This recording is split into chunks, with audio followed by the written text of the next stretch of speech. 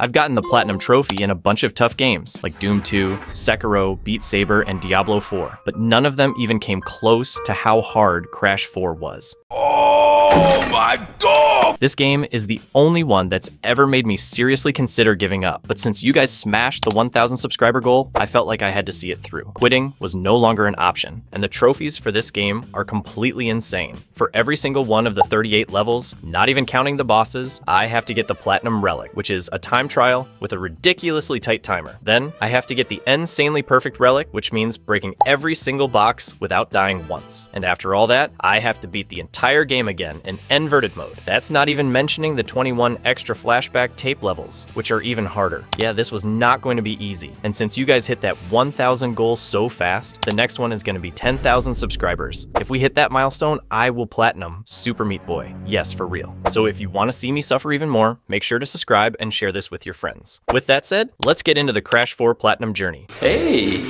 that's pretty good.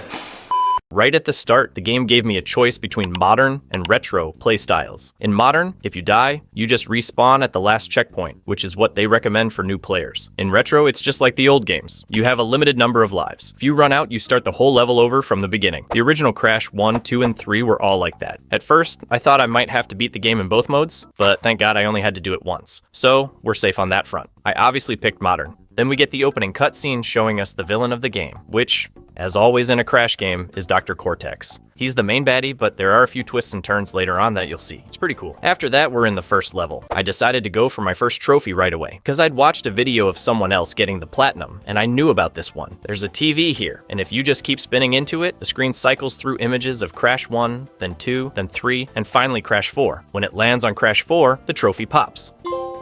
And just like that, we got our first trophy. Since I'd already seen a guide, I knew I had to break every single box in every level for those insanely perfect relics. So right from the very first stage, I tried to get them all, but it didn't go so well. I died pretty much immediately. But hey, relax, we're just getting the hang of things. It'll get better. One thing I was wondering at the start was how the difficulty would stack up against the original trilogy. I didn't find Crash 2 and 3 all that hard, but for me, Crash 1 was the toughest of the bunch, especially that DLC level, Stormy Ascent. That thing was brutal. And the bridge level, the high road, man, that was a nightmare. I was curious if any of the levels in Crash 4 would be as tough as the worst ones from Crash 1. While I was looking through the trophy list, I saw one I could get just for doing a slide into a jump. This move is something you'll be using constantly, so it's pretty much impossible not to get this trophy naturally. I grabbed it right at the beginning. In every level, there are also bonus stages where you can collect more boxes. These are usually way harder platforming challenges than the main level, but the great thing is, for the insanely perfect relic, you can die in the bonus room as many times as you want, and it doesn't count as a death. You just restart at the beginning of the bonus path. Honestly, if you couldn't die infinitely in the bonus rooms, getting that relic would be straight up impossible. These bonus stages are so hard, and trying to beat the whole level plus the bonus without dying would be absurd. So, at least the developers had some mercy on us there. Now, here's something you're gonna see a lot in this game. You'll think you've gotten every single box. You get to the end of the level, and then you see you missed one or two along the way. That's because so many of them are hidden completely off screen. The easiest way to find them all is to just follow a guide. Since this was my first playthrough, I was just playing normally, so I didn't get all the boxes here. I knew I'd have to come back later for the insanely perfect relic. In the second level, we're introduced to the first mask of the game, Lani Loli. This mask lets you phase parts of the world in and out of reality. You have to constantly switch back and forth to get through the level. As soon as you finish the stage and meet the mask, you unlock a trophy. After clearing the first few levels, I took a look at the skins I'd unlocked. I equipped this awesome looking skeleton one, and that popped another trophy.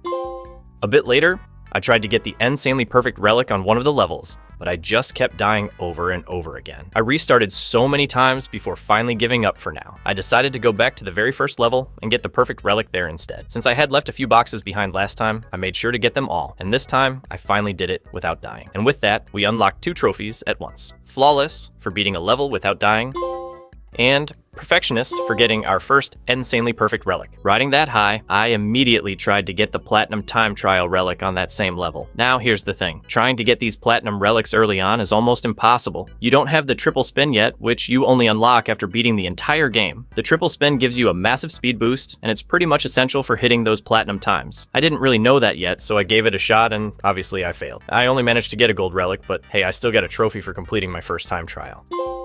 After that, we get the first appearance of N-Jin. During his level, he's constantly taunting you through these loudspeakers. I was streaming this, and someone in the chat told me that if you hit the speakers, you can shut him up. I did it, and boom, another trophy. To play the flashback levels and get their relics, you first need to collect the flashback tapes. To get a tape, you have to reach a certain point in a level without dying. There are 21 tapes in total. When I picked up my first one, I unlocked the AV Club Founder trophy.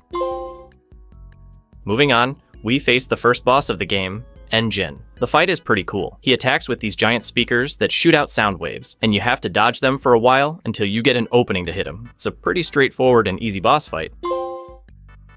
But then came this next stage. Man, this one was extremely difficult. It was the first level where my death count really started to climb. I died over 18 times just to get through it. All I could think was, how in the world am I going to do this without dying for the perfect relic, let alone the time trial? But we'll worry about that later. For now, just getting through the levels was the goal. After finishing that stage, we find the next mask, Akano. This one gives you a dark matter spin that lets you glide for a long time and destroy certain armored boxes. Unlocking this mask gets you the Silent Protagonist trophy. Next up is N-Brio, and just like with N-Jin, you can shut him up. This time, instead of loudspeakers, you have to hit these science beakers, or flasks, to silence him. And of course, after getting through his levels, we face N-Brio himself in a boss fight. I actually found this fight a bit trickier, but mainly because I was being an idiot and forgot I could use the Akano mask to jump higher. I was just doing normal jumps, which made it way harder than it needed to be. But what really makes this fight tougher than N-Jin's is that there are no checkpoints. If you die when he has just a sliver of health left, you go all the way back to the start. Once I remembered to use the mask, I finally managed to beat him. After that, I decided to finally get the trophy for playing as Coco. You can swap between Crash and Coco for most of the levels. All I had to do was complete one level with her to get the Ladies First trophy. At the end of that same level, I also found the next mask, Kupunawa. This mask lets you slow down time. It's incredibly useful, especially for these platforms that appear for only a second or two before vanishing. Getting her unlocks the I Can See Through Time trophy. And right after that, we get the first real appearance of the main man himself, Cortex. He's going to be a huge pain for the rest of the game. When we finally get to his boss fight, it's a definite step up in difficulty. He's throwing missiles at you, creating tornadoes, it's chaos. To damage him, you have to wait for this little boxer robot to get dizzy, then spin it into him. And yeah, you guessed it. I made this fight way harder for myself because I completely forgot to use the time slowing mask again. I'm a bit of an idiot, I know. Once I finally realized I could use it, everything slowed down, making it much easier to dodge his attacks. After beating him, we got the 4th time trophy. And here's where the story takes a weird turn. Cortex decides to switch sides and team up with us. Yeah, right, I didn't trust this guy for a second, but Crash, being the trusting guy he is, goes right along with it. This also means we get to play levels as Cortex. And let me tell you, I hated playing as this big-headed, bald, annoying dude. His levels are so hard. He has this little ray gun, and instead of a spin, he has a short forward dash. I just found his gameplay way more difficult, and I was already dreading doing the time trials with him. Moving on with the story, we find the final mask, Ika Ika. And honestly, this is one of my favorite masks in the game. It's so cool. It lets you flip gravity and walk on the ceiling. Then, we meet the N-Tropy twins, who aren't actually twins, but male and female versions of the same character from different dimensions. It's weird. Before you fight them, you go through this awesome dimensional rift sequence that was, for me, the most beautiful part of the game. After that, we face them in a boss fight, and to be honest, I found this boss fight surprisingly easy. Beating them gets you the Twin Sanity trophy. At this point, I actually thought the game was about to end. We beat Cortex, we beat these new guys, but nope, there's way more story left. A whole new futuristic city world opens up, and as we play through these levels, we find out that, surprise, surprise, Cortex betrayed us. I knew it. I never trusted him. Poor Crash. But hey, at least we got a trophy for it. Sudden, but inevitable. Cortex's plan is to travel to the past and convince his past self to never create Crash in the first place. These final levels are incredibly tough. They're like sewer gauntlets filled with nitro crates. I'm not going to go into too much detail now, because I'll have plenty to say about them when we get to the relics. Finally, we reach the final boss fight with Cortex, and I promise this is the last time. Now, this fight is hard, really, really hard. It's tough because he steals the masks from you and uses all of their powers against you, one after another. I must have died at least 20 times, but after finally taking him down, we got the trophy, What Has Been Will Be Again.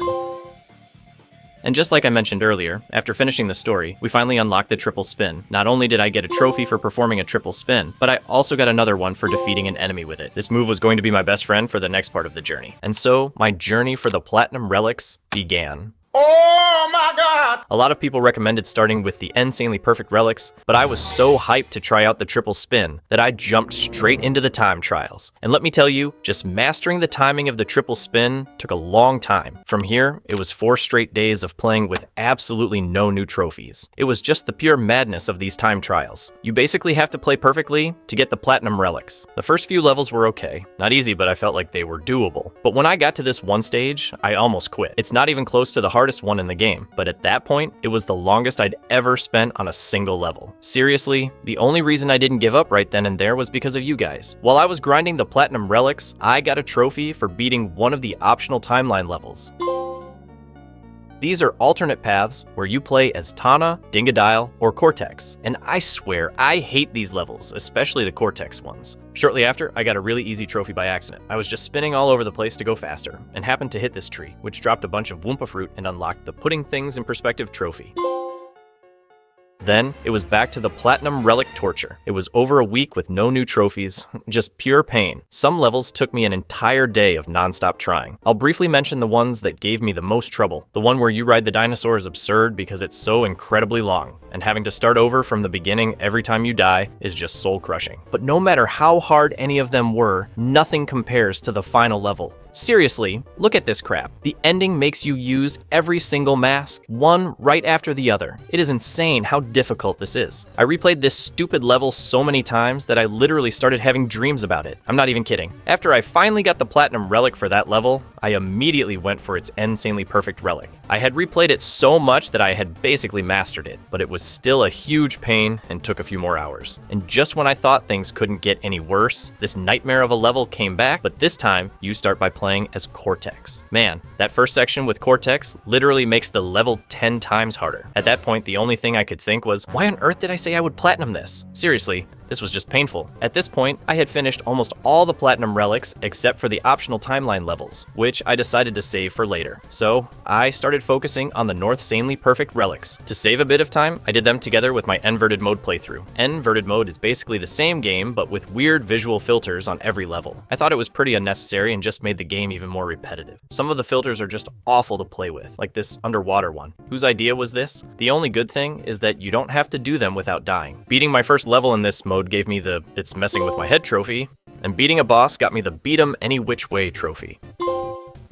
My strategy this time was to work backward, starting with the hardest levels first. In my top 2 for most annoying levels to get all the boxes, number 2 would be this one where you start as Dingodile. It's extremely long and has so many hidden boxes. I beat it 2 or 3 times perfectly, only to get to the end and realize I'd missed a box somewhere. It's the kind of thing that just breaks a man. And the hardest one of all, by a huge margin, is Crash Landed. This level is unbelievable. It took me over 2 days of trying. I went insane multiple times trying to get this. Just to give you an idea, the level is 12 minutes long, and you have to get through the whole thing without dying and without missing a single box. The hardest part is this section where you're riding on this stupid alien creature, because if you accidentally miss a box, there's no way to go back. It's just awful. The moment I finally got this relic, my hands were literally shaking. No joke. Only people who have done this will understand. After that ordeal, I went after the colored gems, since you need them to get all the boxes in some levels. I started with the hardest one, the blue gem. For this, you have to beat the level Dragon On without breaking a single box. I honestly thought it was going to be way harder than it was, because the trick is that you can use the bonus stage as a checkpoint without breaking any boxes. It wasn't easy, but it wasn't the nightmare people made it out to be. Getting it unlocked the Sapphire Acquirer trophy. The red gem was way easier. I just had to jump on these platforms in the right sequence to make it appear. The green gem was simple too. I had to hit a trash can, which dropped a remote control. Then I just had to spin the remote until a little RC car hit a green nitro switch. For the yellow gem, I had to go to one of the hardest levels in the game. It was just a hidden path off to the side you had to jump to. Somewhere in there, I also got a trophy for getting half of the clear gems. After a while, I decided to take a break from the relics and clean up the other miscellaneous trophies. The game has a couple of local multiplayer modes. One is a race, and the other is a box collecting competition. To make it quick, I just kept killing myself to advance through the checkpoints and finish faster, which got me the trophies for both modes. There were a bunch of other random trophies like these, but they're pretty simple, so I won't go into detail. The last, really difficult, insanely perfect relic I needed was for the level Toxic Tunnels. The annoying part about this one is that it has a special bonus path at the end that requires all 4 colored gems to complete. On top of that, the level itself is just really hard. It was a huge pain to get through, and it's definitely in my top 5 hardest levels. With that one finally done, the rest of the journey was pretty smooth. I got a trophy for completing all the alternate timeline levels. The very last platinum relic I needed was for a level with a long chase sequence. To make it easier, I just kept pausing the game and watching a video to see what was coming up ahead, and with that, I finally got the faster than a speeding Bandicoot trophy for getting all the platinum relics. Getting the last few insanely perfect relics was pretty chill too. Finishing the last one got me the Perfectionist trophy for all perfect relics, and also the King of Bling trophy for getting every clear gem in the game. Finally, finishing the last few levels in inverted mode got me 2 more trophies. One for all the inverted gems, and another for completing every level in inverted mode. At this point, the only thing left for the platinum was the flashback relics. For these, you just have to get through all 21 flashback levels and break every box. The good news is, you don't have to do it without dying. Beating the first level gets you a trophy.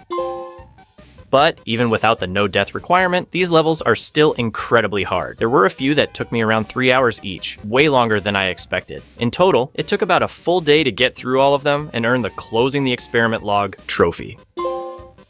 And now, for the platinum, all I had to do was watch the 2 secret ending cutscenes, one for 100% completion and one for 106% completion. And with that, the hardest platinum trophy of my life finally unlocked. Well, my friends, we've finally reached the end of this journey. It was long and painful, but it was worth it. There's nothing better than the feeling of relief and pride after finishing a game like this. When I started, I thought I'd be done with this thing in a week. It ended up taking me a full month, and that was a month of playing almost every single day. In total, it took me around 170 hours. I know, that's a lot. Most people seem to do it in about 100 hours, but this game just broke me, man. It wasn't easy. Not even Doom 2 was this hard. And because I'm clearly a masochist who loves to suffer, the next channel goal is 10,000 subscribers. If we hit that, I will platinum Super Meat Boy. I have no doubt that it will be harder than Crash 4. I've played a little bit of it before, but I left it aside. As soon as we hit 10K, I'll go back and get that plat. So if you could help me out by subscribing to the channel and leaving a like, and don't forget to share the video with a friend, we'll hit that 10K goal even faster. Anyway, that's it for today's video. I hope you enjoyed it, and I'll see you in the next one.